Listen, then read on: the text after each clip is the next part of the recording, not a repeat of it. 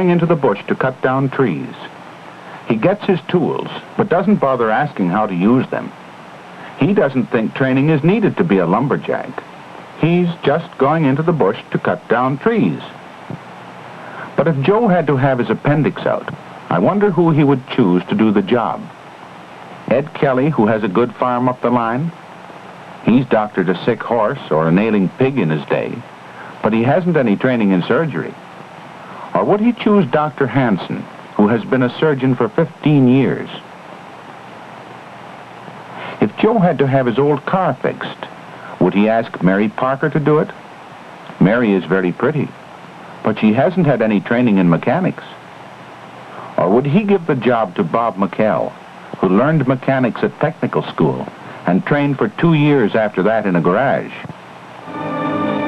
And in our vast Canadian woodlands, there is an urgent need for trained men. Men who understand the value of the forests and the part they can play in reaping the woodland harvest. For from this green and pleasant land comes more new wealth each year than from any other industry.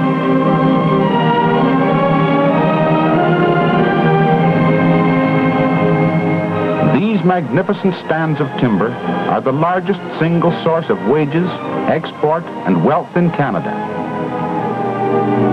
From the moment these logs are felled, through the long journey to the mills, until they start out to every country in the world as pulp and paper products, every man who handles them plays a vital part in the prosperity of this nation. It all begins with the work of the lumberjack.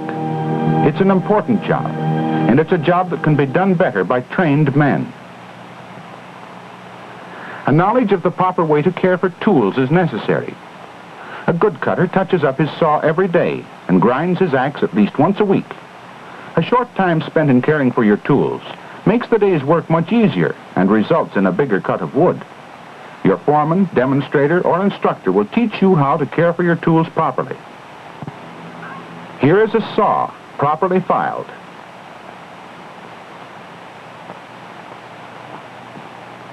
Here is an axe, properly sharpened.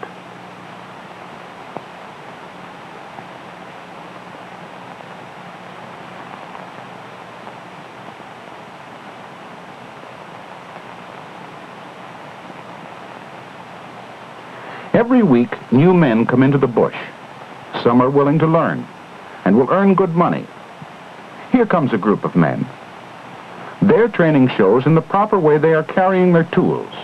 Of course, there are others who won't take the time to get instruction, like Joe. Hey, Joe, wait a minute. Do you want to cut yourself? You will if you stumble with your saw like that. Put the blade on your back. Good. And your axe. It's pretty dangerous that way. Hold it in your hand. And your hook, too. And put out that cigarette. No, no, no, no, no. See what a cigarette can do? It's guys like you, Joe, that cause fires like that, throwing thousands of men out of work every year. Put it out.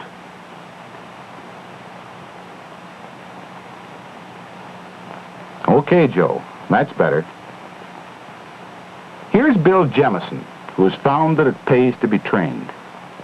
Let's follow Bill and see how a trained man does a day's work.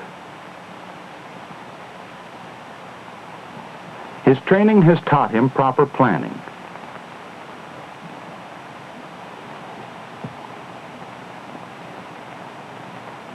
He puts his hook where he can find it and looks over the ground.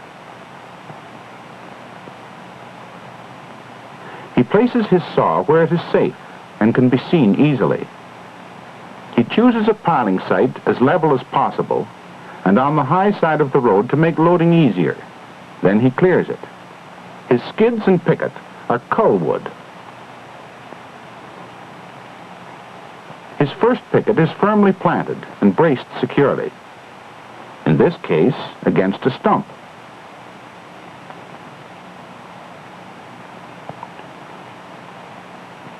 He begins felling near the piling site to clear a place for his wood. He chooses his first tree and checks the direction in which it is to fall.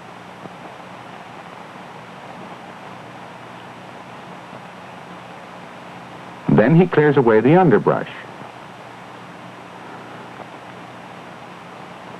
He starts the notch a foot or less from the root, and on the side where he wants the tree to fall. The depth is about 1/4 the diameter of the tree. The top of the cut slopes at 45 degrees, and the bottom is horizontal.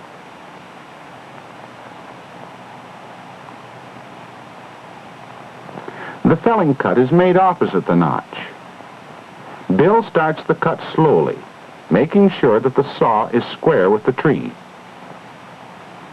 Notice how easily he works as a result of correct position, long rocking strokes, and sharp tools.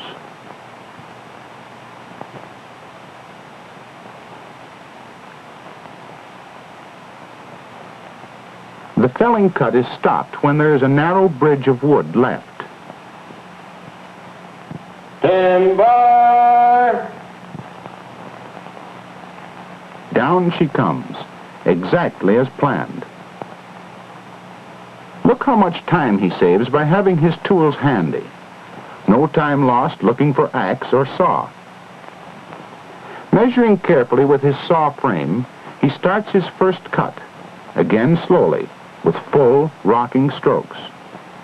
He keeps the cut straight. Notice how easily Bill works. It's not a question of brute strength, but of skill learned through proper training.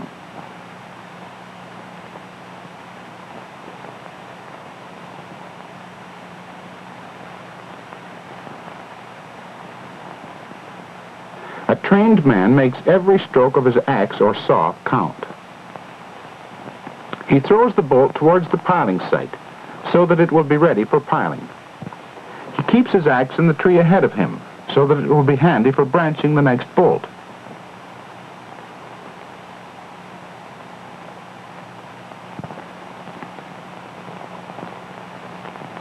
He steadies the bolt to avoid breaking the saw blade.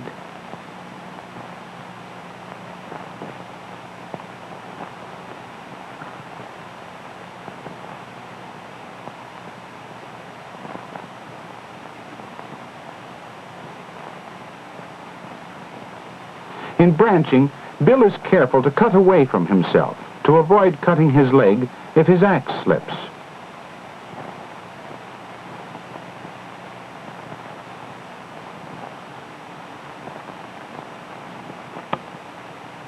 He cuts the branches close to the trunk.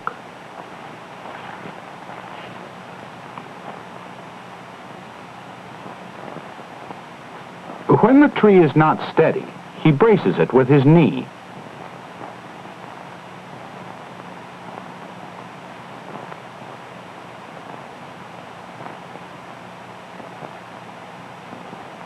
In the case of a tree with drooping branches, it is easier and safer to start branching at the top of the tree.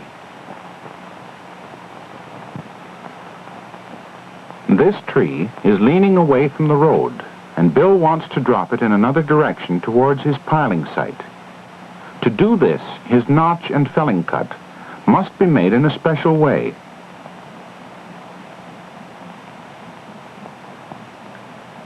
Here is a sketch of the tree leaning this way. Bill wants to drop it this way. If we look at a cross-section of the trunk from above, we can see how Bill makes his notch and felling cut.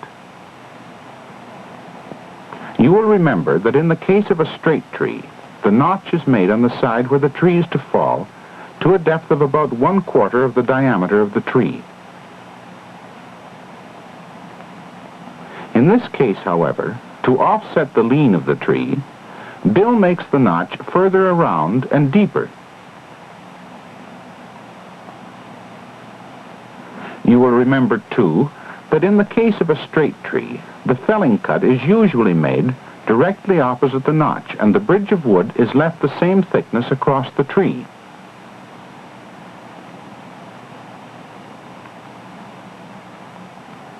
However, because of the lean in this case, Bill makes the notch further around and deeper as we have seen. And also, in making the felling cut, he leaves the bridge narrow here to draw the tree in the direction he wishes it to fall. This picture shows the width of the bridge left on the narrow side. He leaves the bridge wider here to hold the tree from falling in the direction of the lean. This picture shows the width of the bridge left on the wide side. Bill will push here to bring the tree down.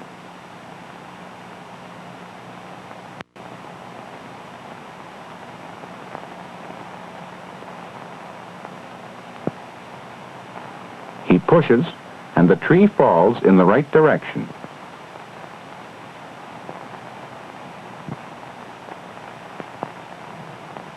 A very large tree is sometimes difficult to branch and buck because its weight in falling breaks the branches and the heavy trunk lies on the ground. To prevent this trouble, Bill prepares a bed of smaller trees and fells the large trees on them.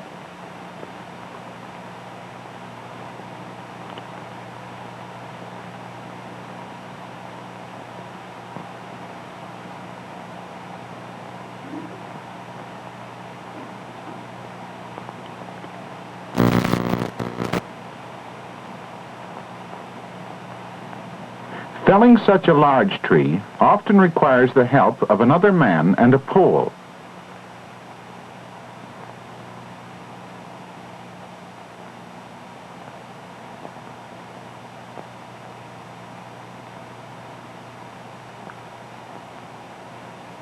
Bill holds his axe in both hands.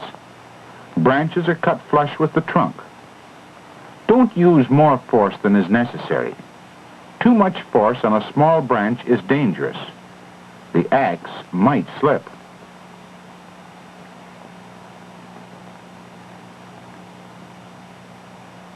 Even the best lumberjack sometimes lodges a tree. There are many safe ways of dislodging, but one of the easiest, when possible, is to cut away the bridge on one side and roll the tree.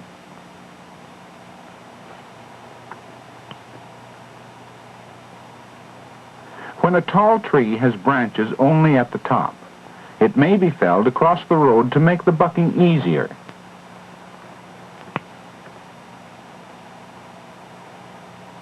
On the other hand, this is a short, branchy tree. If it is felled across the road, it will need extra work to clear away the branches. It should be felled along the road or off the road, where the branches will be out of the way. Bill is now ready to start piling. He makes sure his first picket is well braced. His wood is near to the piling site.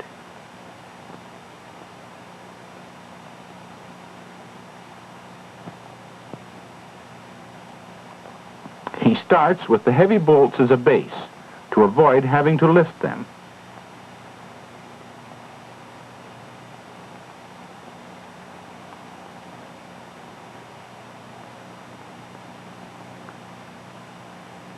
He continues piling, making sure that the butts are even and that the bolts are flush with the picket. He stops piling before there is a chance of the wood slipping. Then he starts to prepare the second picket. Again, he uses his axe safely, cutting away from himself.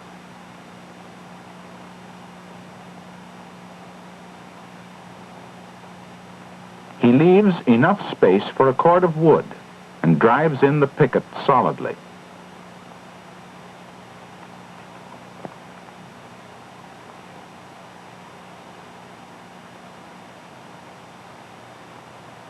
The picket is notched for a brace at about half the height of the pile.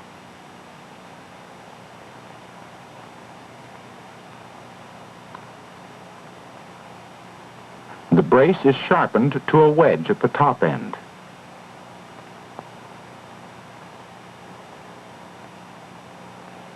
The butt of the brace is made firm, in this case, under the root of a stump.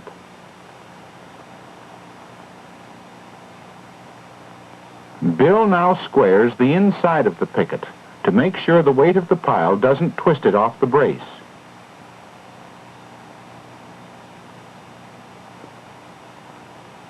To prevent delay in scaling his wood, and to save himself the possibility of repiling, Bill has left as few spaces as possible and has made the top of his pile even. He checks the amount in the pile.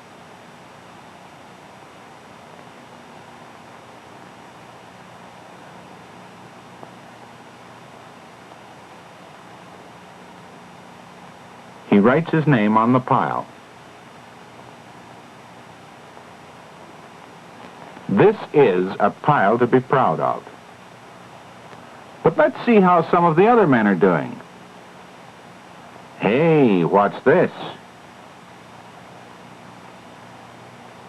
Look at that barber chair. And that crooked butt. This doesn't look like the work of a trained man. It's our old friend Joe. You should have taken training, Joe.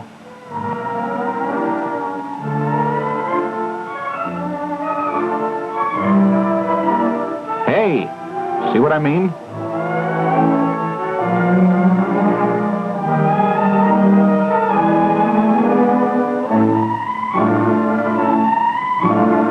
Hey, take it easy with that axe.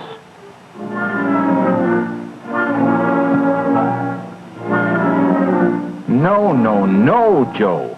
Don't ever climb a lodge tree. Okay, Joe, have it your way.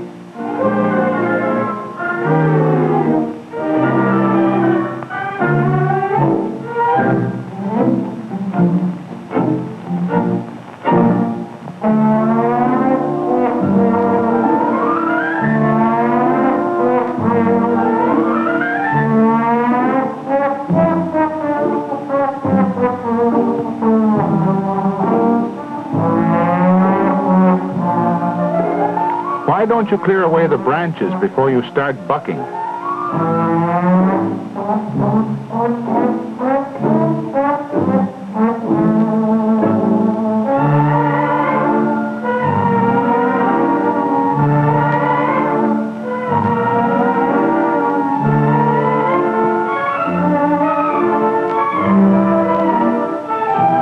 No wonder it's tough with a saw like that. Looks like it hasn't been filed and set for a month.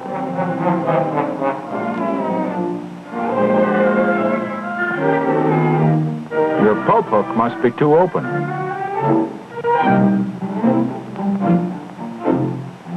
Whoops!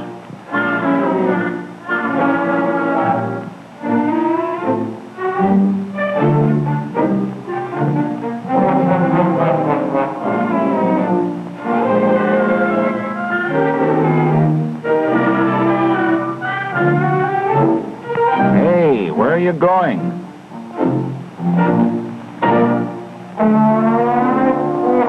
Oh, your pile's way over there, eh? Getting tired? You didn't make much money today, Joe. But you could have, you know. You're no weakling. You just aren't trained to use your strength. Look at Bill. 2 piles, 2 cords.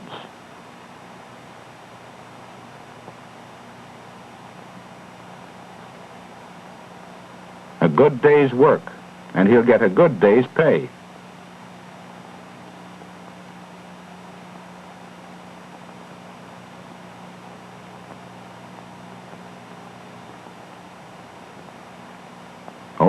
Okay, Joe. Sure you're not satisfied, but it's your own fault.